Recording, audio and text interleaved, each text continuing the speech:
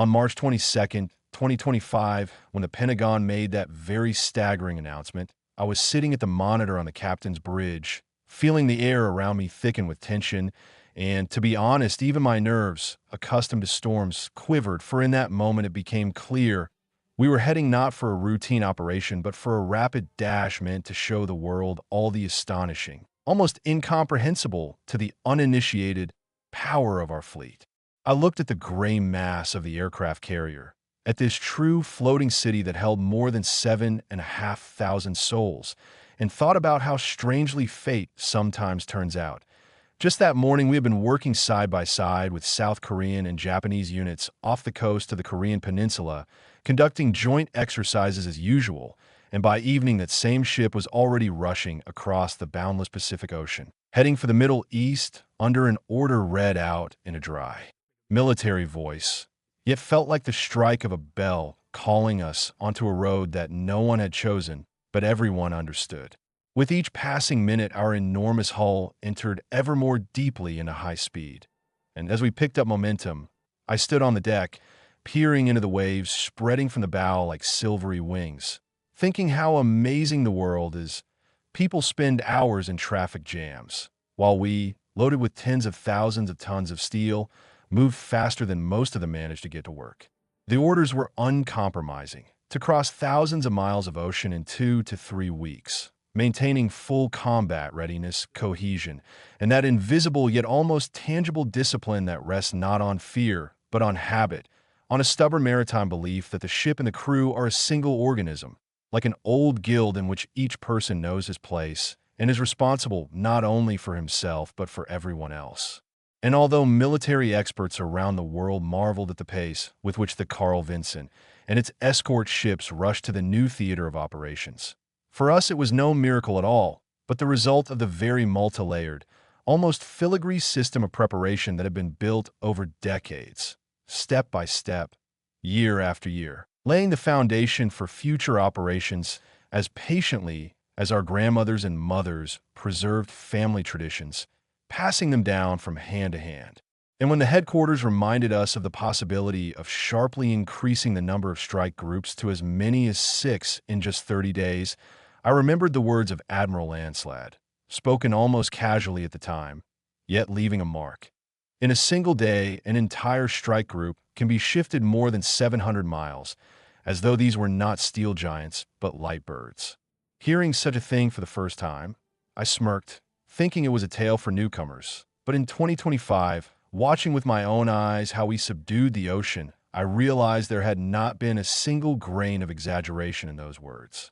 And it was at that very moment, as we accelerated, leaving behind the Korean shores and our long-familiar calm routine, that I felt that old, almost forgotten sensation that rarely visits a person in adulthood.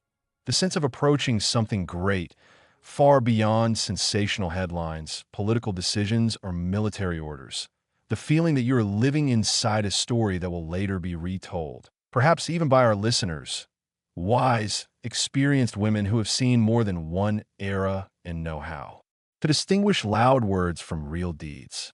When the very first hours of our rapid transit were behind us, I stepped out onto the upper deck to feel the free, cool wind lash my face, as if trying to put in order the thoughts scattered by the sudden change of course. And the farther the Korean peninsula receded behind our stern, the more distinctly I felt our entire strike group, like a single living organism, gaining pace, tightening up, closing ranks, forming that very iron formation that both impressed and frightened analysts around the world. I stood leaning on the rails, looking at the destroyers, the cruisers, the support ships moving alongside like old reliable comrades, and thinking that inside these ships there were not just machines and mechanisms, but also the memory of generations of sailors, the memory of those who once went out into the ocean as well, leaving familiar shores for an important goal, one the world might not always understand.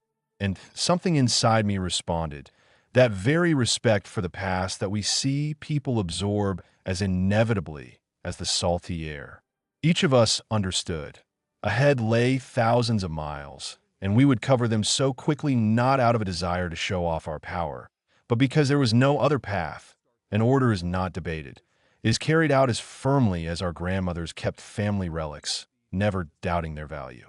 When Admiral Lancelad repeated over the internal comms the calculations of our possible speed of advance, many young officers exchanged glances, some surprised, others excited, while I simply sighed, knowing that the whole formation could move in a single rhythm, like a huge round dance of steel, had always inspired both awe and a quiet pride in me.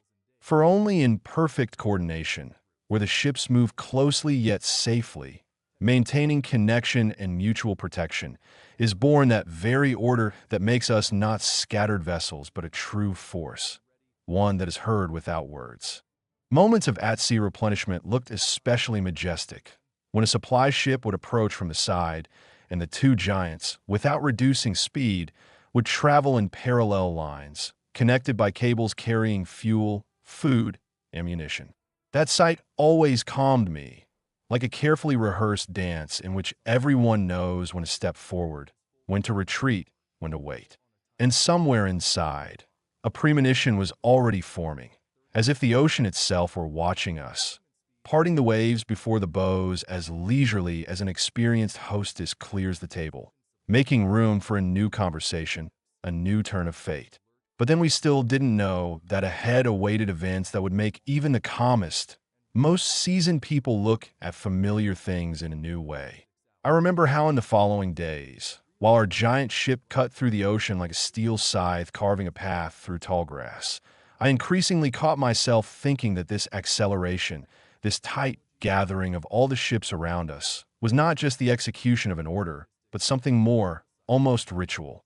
As though each of us, from captain to young sailor, felt we were becoming part of a vast, long-planned pattern created long ago, long before we were born, and into which we were now being carefully woven, continuing a tradition just as our mothers and grandmothers continued it, laying thread after thread into old embroidered cloths.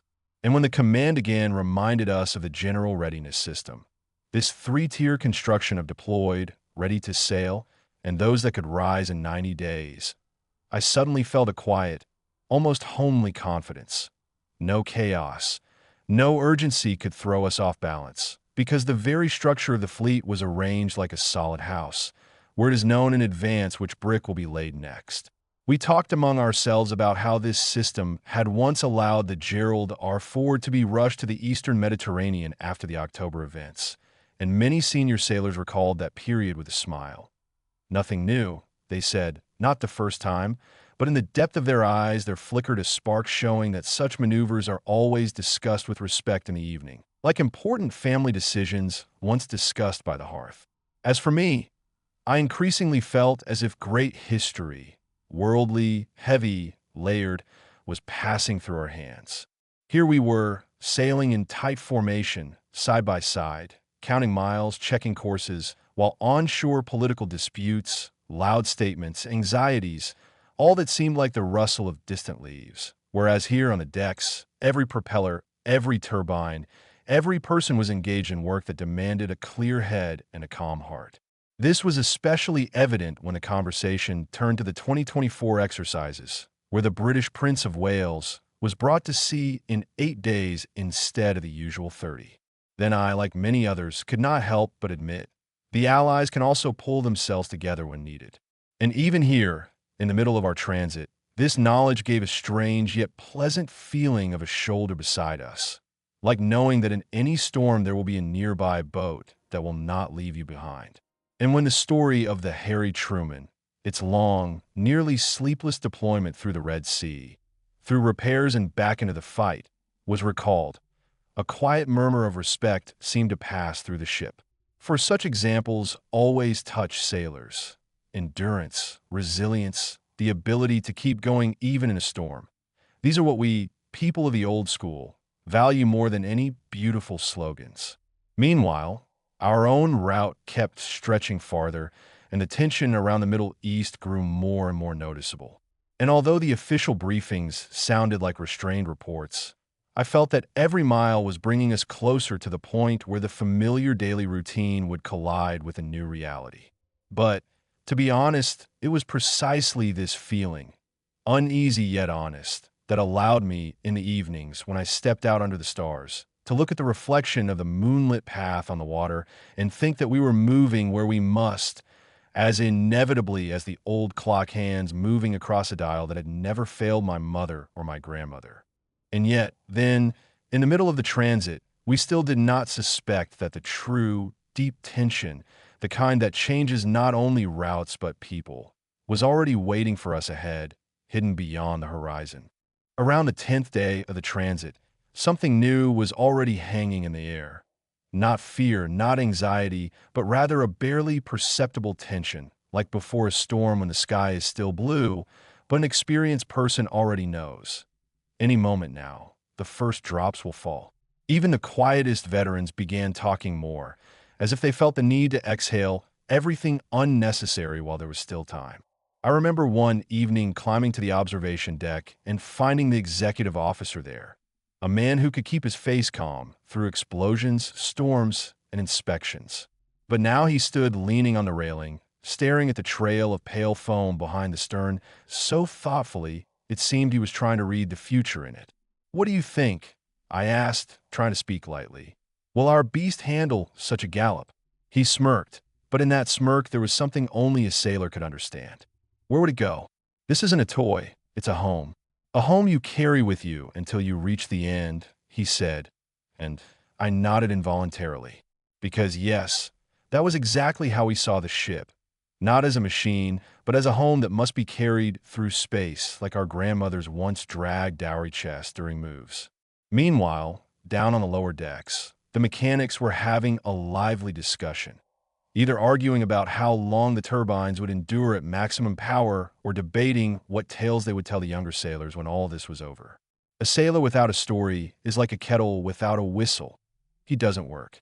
At the same time, the news feeds increasingly mentioned rising tensions in the region.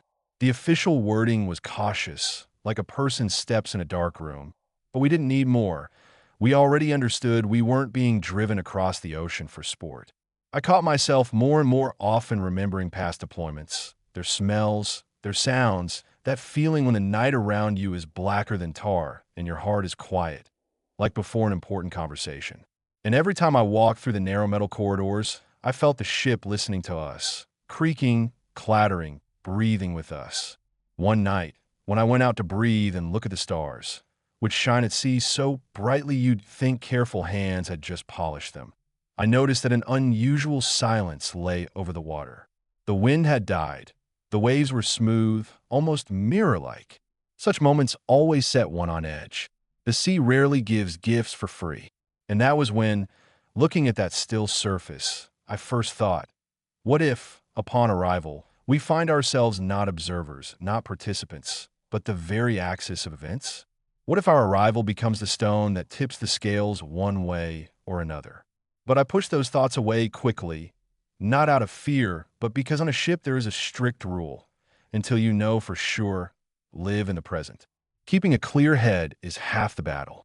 However, soon not only clouds began thickening ahead, but signal messages as well. And that is always a sure sign that events are beginning to accelerate, just as we were, as if fate had decided this time to push time forward without breaks. And at that moment, I still didn't know that in just a few days something would appear on the horizon that would overturn our ideas about the upcoming operation. The navigator's watch during one of those morning shifts was unusually lively. It seemed like routine, instruments gleaming, the familiar hum of turbines, no shouting, no running. But in the air hung that thick, viscous anticipation, when every gaze lingers longer than usual on the radar screen, and every report sounds louder than the situation calls for. By lunch, the first batch of signal messages arrived. Nothing dramatic, officially. Everything wrapped in careful phrases vetted by lawyers and diplomats, where every word seemed to walk through a filter of politeness. But we read between the lines. Experienced sailors always read between the lines. There's no other way to survive at sea. The commander called the senior officers to the wardroom, and we gathered there as people once gathered in village houses when troubling rumors began to circulate. Some quietly, some loudly, but everyone sensing the coming talk would not be about teaspoons. At first, he spoke dryly, without emotion, reports, summaries, analysis. But then his voice grew harder, deeper. We may enter the area of operations sooner than planned. The situation is unstable. Consider preparation for deployment to begin right now. That, right now, hit far more strongly than any loud warning. Because such words in our world are spoken rarely. And if they are, well then, brace yourselves, it's serious business. After the meeting, everyone went off to their tasks, but the whole ship seemed to become different. People moved a little faster, radio chatter grew sharper, even the mechanics stopped arguing. And that, is practically a sign of a new era. That evening, I went out onto the deck again, a habit that helps put thoughts in order better than any meditation. The sky stretched like a deep violet cloth, and the stars were so bright it looked as though someone had scattered them generously across the dark surface. I looked ahead, where the horizon glowed faintly, and suddenly noticed something strange, as if the darkness itself had begun to retreat, as though something was starting ahead, something not yet visible, but already felt in every cell. And then, when the wind was warm and the ocean suspiciously calm, the message arrived, the one that became the turning point, as if someone had reached out and spun the wheel of history. Suspected activity in the area of our arrival. Possible clash of interests. Accelerate preparations. Further instructions to follow within hours. Within hours. Those words echoed in my mind as clearly as my grandmother's old advice, when she'd say, "An hour is a long time when you know everything is about to change." And change indeed was coming. We felt it as clearly as if the ocean itself had whispered it to us. Soon, on the horizon appeared that very ship no one expected to see on a single-day run. And with its arrival, our calm, disciplined race across the ocean turned into the beginning of what would later be given a name of its own. But about that, now I'll tell. That day we had just crossed into a new sector when the watch radio operator received an encrypted packet. Nothing unusual. Packets arrived regularly. But this one carried a special mark, the kind that appears rarely, like a comet in a winter sky. The operator passed it up, and within a minute a faint tremor seemed to run through the ship. Not physical, but internal, intuitive. The Caterpillar engines hummed steadily. The instruments didn't quiver a millimeter, but anyone who had spent even a little time at sea knew. Something is about to be said. Something big. The commander came on the line unexpectedly quickly. He must have already known the contents. He spoke quietly, evenly, and that made his voice cut even deeper into memory. "Attention all hands. An unidentified vessel detected. Course intersecting ours. Accompanied by an increased radio signature of foreign origin. Order received to move to elevated observation status. All key posts to stations." And that was when it all began. I ran to the upper deck. Several officers were already there, squinting at the horizon. The sea was smooth, the boundary of sky and water blurred. But still it felt as if somewhere out there, beyond the hazy line, something was already looming. Something we had known only from reports and analyses. Looking back, I noticed even the most seasoned sailors, who usually reacted to alarms with such calm you'd think someone was about to invite them for tea and pastries, were standing unusually focused. Not nervous. No, that wasn't our way. But focused, like before an important conversation on which much depends. The first to spot it was a junior officer, a thin, quick fellow who always saw everything first. He pointed forward. "Contact. 11 o'clock, at distance." And indeed, a few moments later, a dark blot appeared on the horizon, slowly but steadily growing. First a speck like a trick of the eye, then the outline of a hull, then masts, and the clearer its silhouette became, the clearer it was to us. This was no fishing boat, no civilian vessel, not even a reconnaissance craft. This was a heavy military-type ship, and the strangest part wasn't veering away, not running parallel, not detouring. It was coming straight at our line, as if it had no intention of changing course at all, as if testing, will we yield, or keep going as we are? With each minute it drew closer, And I felt that same sensation in my chest that old folks get when they suddenly see a grandchild who looks just like they did in youth. Recognition. We knew this type of hull. We knew which side of the world built it. We knew that such encounters are never accidental. Looks like they came to take a good look at us, one officer muttered, half joking, but the seriousness in his voice broke through anyway. The commander came up onto the deck himself, stood watching the approaching silhouette calmly, like a man who had seen such games before, but also understood the weight of every second. "We hold course," he said. "No speeding up, no slowing down. Let them know we move at our own pace." Old school. And we did. We sailed so steadily, it was as if we wanted a show. The ocean is big, and there's room for everyone if you respect order. But the closer that ship came, the clearer it became. It wasn't just sailing. It was approaching. And at the moment when the distance shrank enough for us to make out details on its upper deck, it became clear. This encounter was no accident, no reconnaissance. It was a signal, a test, a warning, or an invitation. Someone nearby exhaled quietly. Well, here we go. And indeed, we were going. Because just minutes later, we received a new directive from command, far sharper than the previous ones. And this time, there were no diplomatic turns of phrase, no caution. It was perfectly clear. Readiness for operational maneuvering. Possibility of interaction. Possibility of counteraction. Details immediately. That was when the ship truly fell silent. Because such words are not sent lightly. And what happened in the following hours? Well, brace yourself. It's hotter than a Sunday morning in the galley. In the minutes that followed, everything unfolded so quickly that even the seasoned sailors, the ones used to thinking 2 steps ahead, suddenly felt the situation developing faster than a helmsman can blink. That vessel, now clearly visible, heavy, massive, with a superstructure that looked carved with an axe, was closing in with such determination it seemed that any moment it might start asking questions without bothering with radio. Ships don't approach like that just to sightsee. They approach like that to show presence, to show strength the way our grandfathers used to look a stranger in the eyes at the doorstep, without unnecessary words.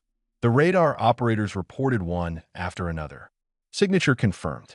Course stable, crossing in 20 minutes. Radio silent. Completely. And honestly, that silence was far more unsettling than if they had started shouting on every frequency. When someone stays silent, it means they're listening. And a listening opponent is the worst kind. The commander stood at the central console, unmoving, like a lighthouse. Even when the sea throws storms around it, the lighthouse stands straight, stubborn, sure.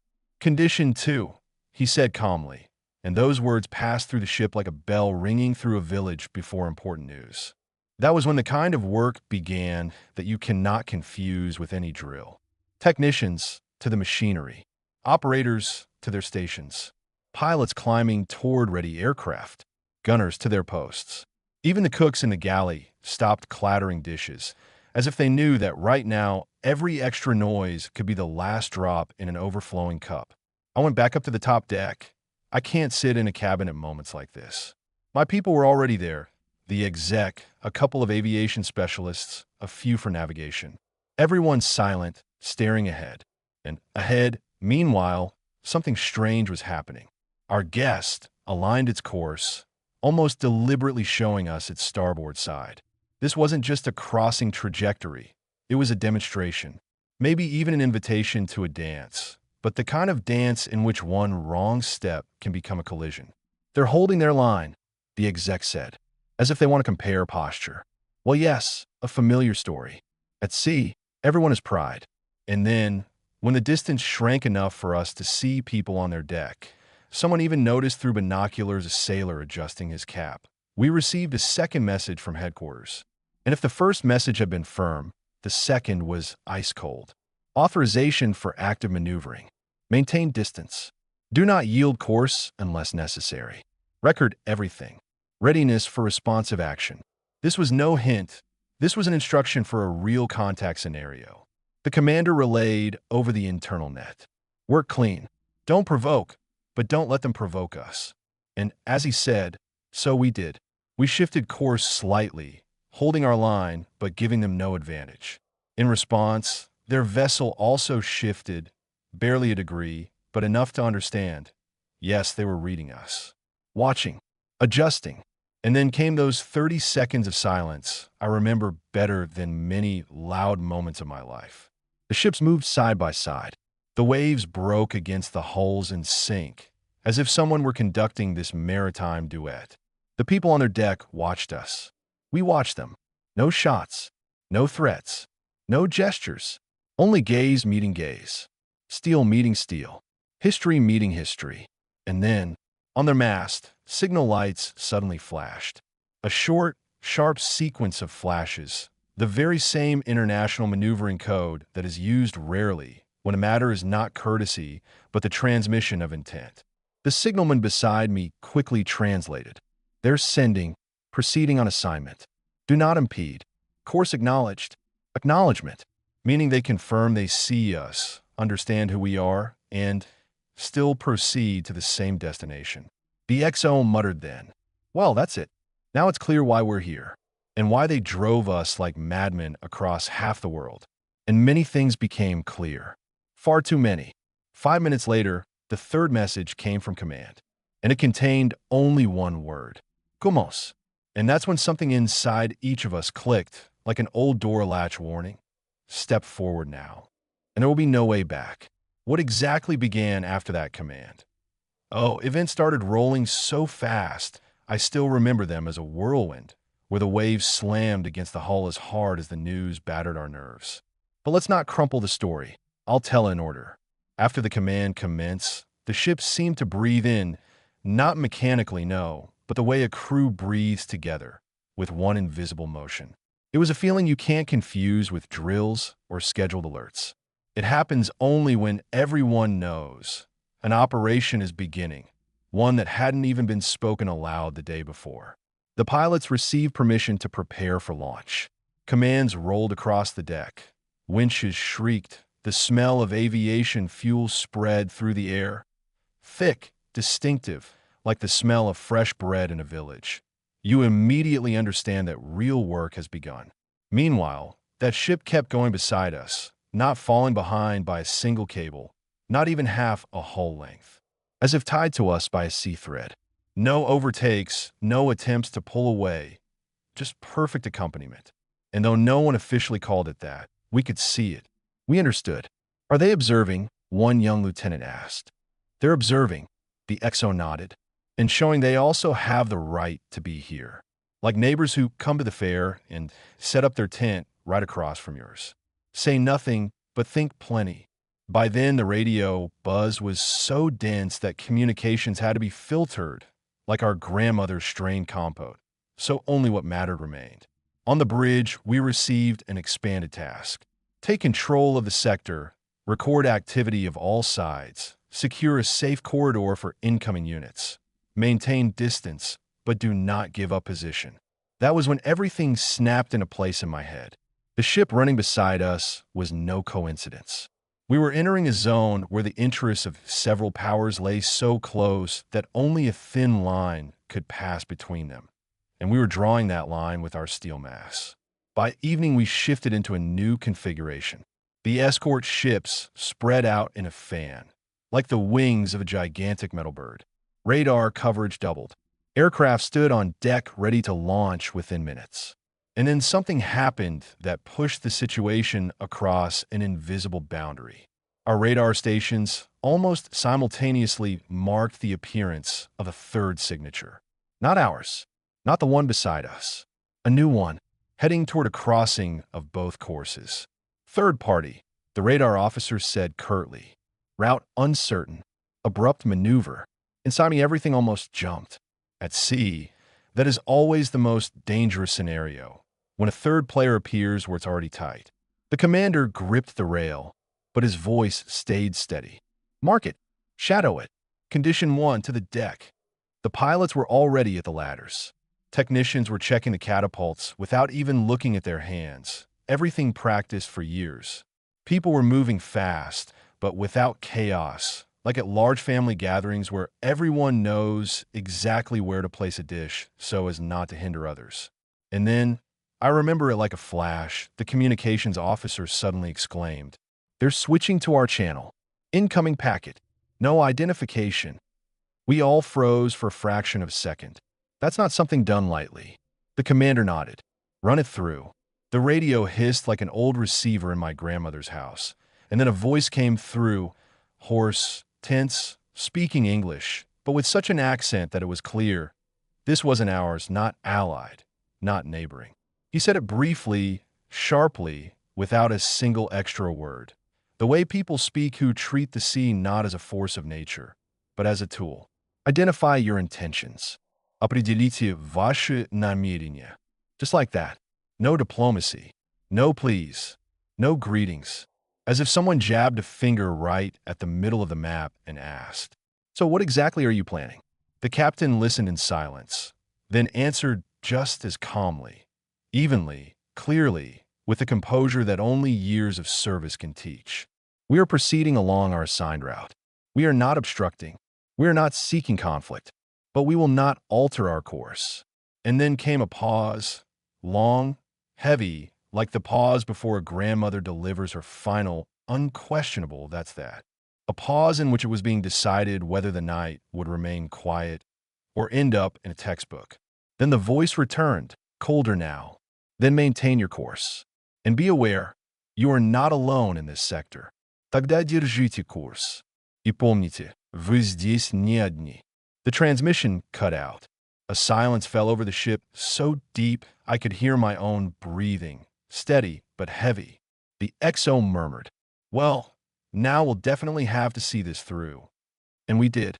But what opened up to us over the next 2 hours was far more than just a meeting of ships. It was the beginning of what the reports would later call, well, let's be honest, exactly what it was. A multilateral naval convergence with a risk of operational contact. Or, in human terms, 3 massive powers on one narrow strip of ocean. And we were right in the middle. Meanwhile, the third signature was growing on the screens like a storm cloud you can see from dozens of miles away, and everyone understands. Here it comes. Big, heavy, and impossible to sidestep. As it closed in, it became clear this wasn't a small recon vessel and not a drone sniffing for radio noise. It was a large frigate, maybe even a destroyer, with that unmistakable silhouette, with a radio field so dense around it that nothing innocent could produce it. "Intersection vector, 7 minutes," reported the radar operator, and his voice was just a shade faster than usual. A sailor can stay calm, but machines don't lie. When a situation tightens, even trained nerves start working at double speed. The ship running beside us, our neighbor in this strange maritime dance, also clearly noticed the newcomer. Movement on their deck, people shifting positions, a group of observers forming on the bow, which meant they understood the same thing we did. A triangle was forming around us, and triangles at sea are almost never friendly. The captain came up to the bridge himself. He stood still, like an old oak that's seen enough storms to know they come and go, but roots must hold firm. "Adjust course by 1 degree. 1. No more," he said. "We continue on our path, but we show that we see everyone." That visibility, 1 degree, was the maritime equivalent of someone lifting an eyebrow just slightly, meaning, "I notice what you're doing." And then something happened that the whole deck remembered. The third ship, the frigate with which we had been seconds away from crossing paths, suddenly changed course sharply. So sharply that on our monitors, the turn angle spiked, like someone had yanked the wheel hard enough to make the metal shudder. "They're turning toward us," a young officer shouted. But no, not straight at us. They settled onto a course that put them between us and the second ship. Between, and that spoke louder than any radio message. 3 forces, 3 courses, 3 intentions, and one sector that suddenly became far too small. English, Russian translator Skazal. "Here we are," the XO said quietly without fear, just like someone who has seen the final picture of a mosaic. The captain raised his binoculars, looked long and calmly, as if trying to read the thoughts of those on their bridge, and said, "They want to separate us. Test our reaction. This is no longer observation. This is a probe. If until now we had been walking like guests in someone else's theater, now we were standing on the stage itself. The pilots were already in their cockpits. The catapults were warming up. Red warning flags were raised on the deck. And the air had grown so thick you could cut it with a knife and serve it in slices like a sundae pie. Meanwhile, the frigate sent a short radio message. And it was the kind of moment when even the tea in the galley seemed to stop boiling, as if it were listening. Maintain distance. Identifying sector control. Maintain. Control. Sector. Saying that to the face of two powerful strike groups is not just bravery. It's a statement. And at sea, statements carry a high cost. Sector? Someone snorted nearby. The sea doesn't divide into sectors. This isn't a garden. The XO, wise like an icon in an old house, added quietly. It does if three claim it at once. And that's when the situation became genuinely dangerous. Because the frigate took a position blocking potential flight paths. Because our neighbor ship also shifted, effectively cutting off our rear maneuver. Because we were now inside a maritime triangle, the kind textbooks usually label as extremely undesirable configuration. A new directive came from headquarters, dry as footsteps on a wooden floor. Maintain course. Do not allow displacement. Demonstrate maneuvers if necessary. Coordinate with the group in real time. And that's when it became clear the game had officially begun. But literally a couple of minutes later, something happened that finally put everything into perspective and made us feel with our whole hull that we had entered the hottest part of the operation. Because on the horizon, from the southwest, a fourth signal appeared. And this was no longer a frigate, destroyer, or patrol vessel. It was an aircraft carrier, large, fully operational, with an air wing. The fourth force was entering the sector. And at that moment, our entire map of the world shifted scale. From there, events started unfolding in leaps and bounds, and I still remember them like shockwaves. The appearance of the carrier from the southwest was like a storm gathering in a field. First, a barely visible line on the horizon, then a swelling patch that kept growing, and finally, a massive shadow, inexorably advancing toward the conflict zone. And there it was, entering. The radar beeped 3 times. We assign such signals only to especially large targets, so that no one even thinks of missing them. Carrier strike group confirmed. Time to contact. 27 minutes, said the radar officer. And for the first time his voice carried a rasp. Not fear, just that special undertone that appears when a person realizes what is beginning now will later be told to newcomers and demonstrated in seminars. The captain looked at the screen as calmly as if watching children play. But I could see his fingers tighten slightly on the armrest. So the big ones have arrived, the XO said quietly. Now the puzzle is complete. The neighboring ship, the one that had been with us since morning, shifted course by literally half a degree. Very subtle, almost imperceptible. But at sea, such small movements speak louder than flags. The frigate that positioned itself between us and them also reacted. It moved slightly forward, as if trying to take the dispatcher position. Funny, of course, but that's what they did, take a point from which they could dictate movement to everyone. And then came the aircraft carrier. Phew! It entered straight, without any theatrics, like someone who knows there's an entire army behind them. And from its deck, helicopters were already lifting off. We saw the blades glint in the low sunlight. And here's the key point. It didn't line up with us, the frigate, or our neighbor. It moved on a parallel course, but ahead of everyone. In other words, above the situation. And that was a very loud, very clear phrase in the language of the sea. I am in charge here. They're establishing a zone of dominance, the XO said, and everyone on the bridge perked up slightly. It was obvious, but when such words come from a seasoned officer, it carries the weight of a confirmed stamp. The captain rotated his head, loosening his neck, and added with a faint touch of irony. You know, gentlemen, I've only seen setups like this once. When? Someone asked. When everyone's gathered for a feast, but the meal hasn't been served yet. And it was true, because 4 major players converging at one point isn't an accident. Someone was waiting for something. And literally 10 minutes later, it became clear what exactly. Across all frequencies, all channels, all systems at once. As if someone flipped a giant switch, a single signal came through. Unidentified object, high priority, coordinates, and the coordinates were right in the center of our triangle. Exactly where the frigate had been desperately trying to wedge in. Exactly in the sector over which a silent but fierce dispute had been raging. And instantly, movement began around us. The neighboring ship shifted forward. The frigate increased speed. The aircraft carrier launched 2 more aircraft. We saw their shadows on the clouds. And we received an order I still remember by heart. Intersector, visual identification of the object, simultaneous coordination with 3 parties. Do not provoke, but do not yield primacy. And I said to the captain, "Excuse me, but these are 3 different opponents. How can we not yield primacy to all of them?" He smiled, the kind of smile officers give who've been at sea back when maps were drawn by hand. "Young man, the sea is an old business. If you yield to no one, it means you lead everyone."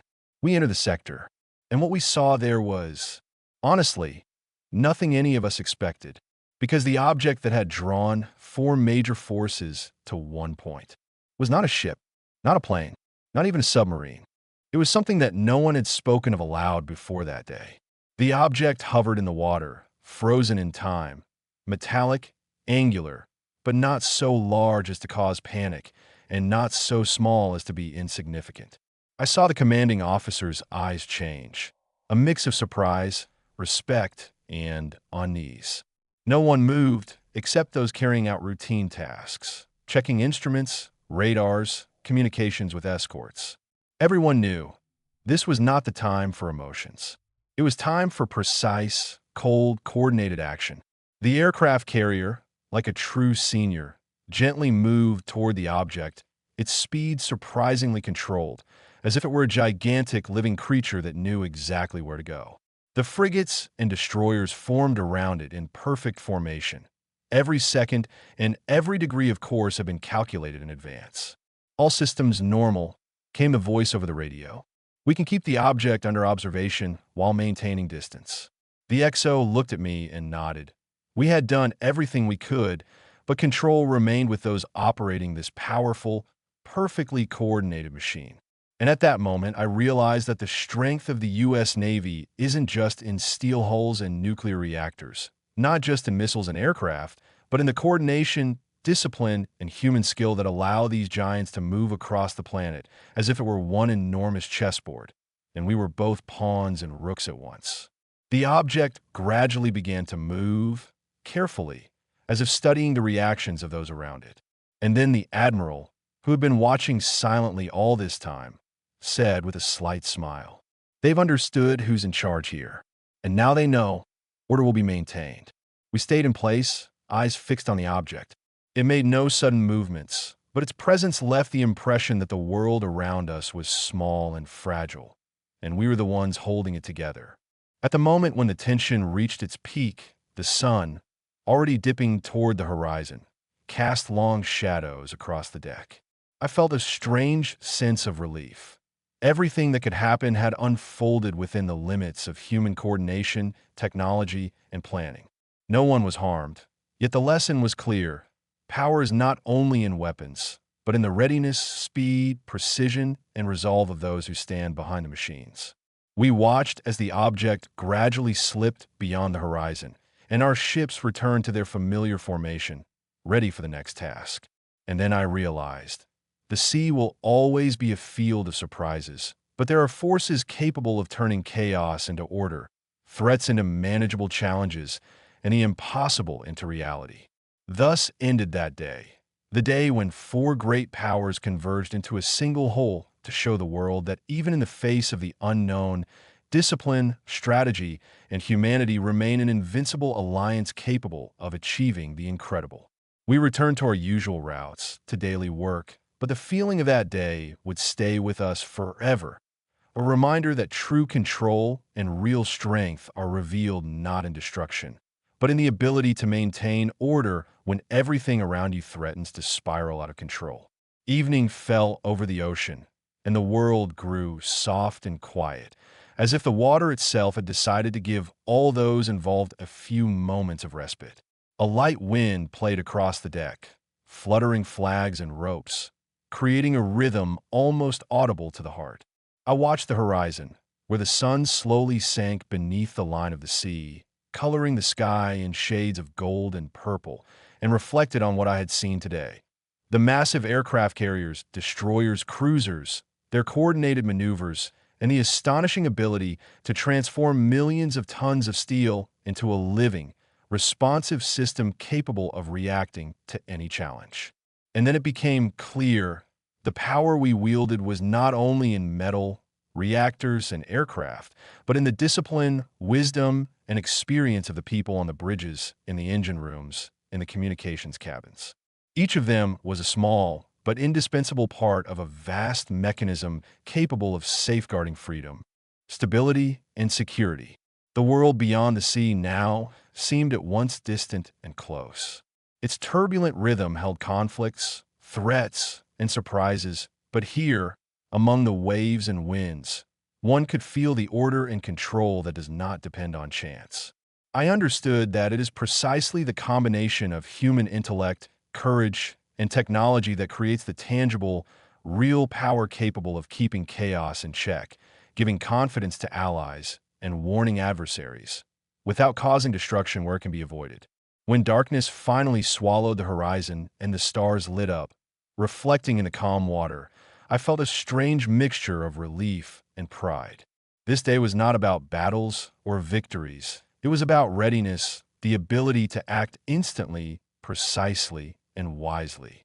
And perhaps most importantly, it showed that true strength does not lie in being first or the strongest, but in being prepared when it truly matters and remaining humane in the process. I took a deep breath, savoring the salty scent of the sea, and let my thoughts drift calmly away. The world continues, waves roll toward the shore, and we, humans, ships, and technology, remain the guardians of this order, reminding ourselves and the world that strength lies not in destruction, but in the ability to create stability and confidence where it is needed most. And somewhere, far on the horizon, new dawns promised new challenges, but now I knew. Well-prepared, disciplined, and dedicated people would meet them with dignity, confidence, and the skill to master even the wildest of elements.